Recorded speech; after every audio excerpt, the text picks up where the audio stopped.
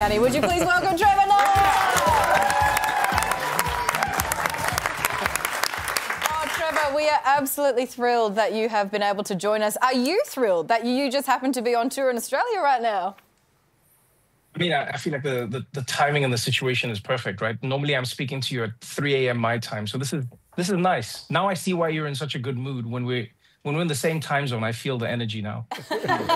Well, look, it is the first US election since you stopped doing The Daily Show. Does any of it, have you missed any of it? To be honest with you, no, not really. I haven't missed staying up until like 5 a.m. to not get a result. I haven't missed, everyone asking me for an opinion instantly in the moment. Also, like, this is the calmest election I've had. Like, every other election I was part of was when I was at The Daily Show. People were texting me, asking me what was going to happen, like I knew the future. And now, nothing. Really, really? Were you surprised at all? I mean, okay, this is a weird thing to say, but, like, there's only two parties. One of them has to win. You know what I mean? And, Donald Trump did a pretty good job with his messaging.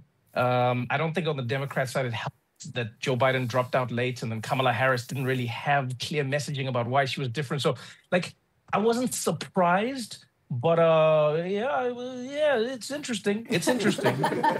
Two parties, one of them has to win. I'm going to write that down for the next election. That's a really good point. Trevor, you also do, we saw it in our bumper just then, you do a great Trump impression. Is that a blessing or a curse right now? How are you going to use it?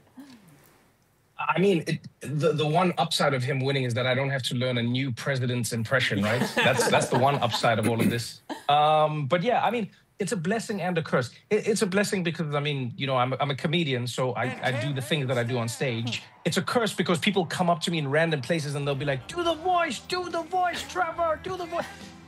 I remember once an Uber driver wouldn't let me leave his Uber until I did the voice. And so then I had to give him a speech about why I'd give him 5 stars. And he was like, please do the voice. And I was like, I'll give you 5 stars. Great ride. Let me out of the car. Please let me go. And I was like, I think this is a curse. I'm pretty certain this is a curse. Now, Elon Musk and UFC President Dana White look set to score jobs in the White House under Trump. What about Kid Rock and Hulk Hogan? Should they get a call-up? I saw something online that really resonated with me. And it said, say what you want about politics. It's pretty certain that we are in the dumb timeline. And I don't care how you think about it. Just if I said this to you 40, 30, 20 years ago, if I said to you, the president will be the guy from The Apprentice, and then people running with him is going to be like Hulk Hogan, Kid Rock. Like, say what you want about politics. It is a crazy, crazy time that we're living in.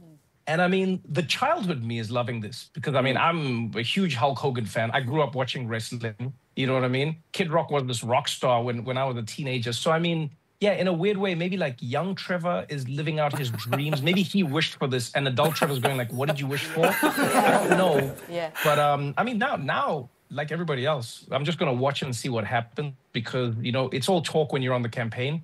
But it's a completely different thing when you're actually running things, right? Now, you're doing stand-up in the country. That's why you're here. Your show's called Off the Record. So what's it like? You're in The Daily Show in that studio for so long, doing comedy in a TV studio. Now you're in arenas on the other side of the world. How's it go? Like, do you feel comfortable with Australian audiences?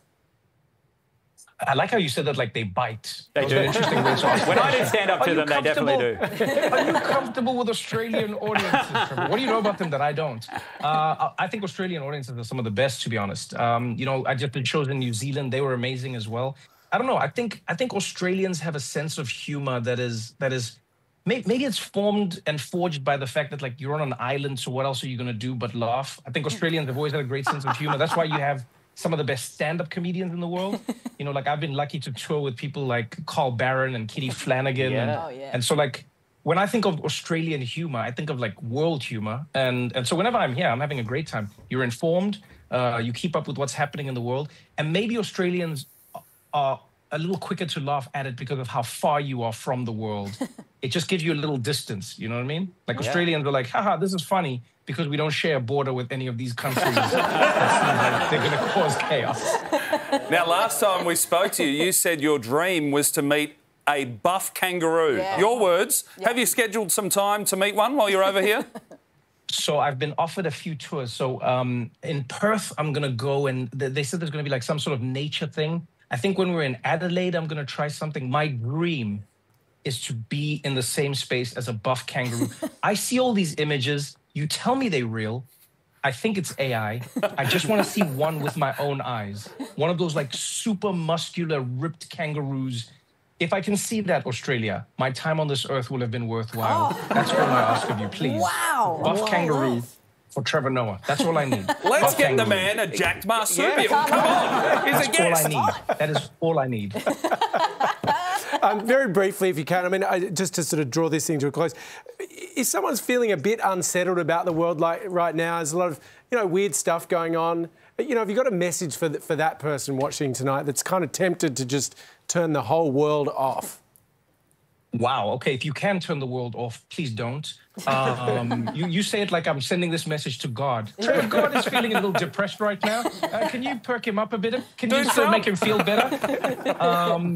No, you know what? The one thing I'll say is this, and I know some people don't like to hear this, when they've received bad news, but always consider this.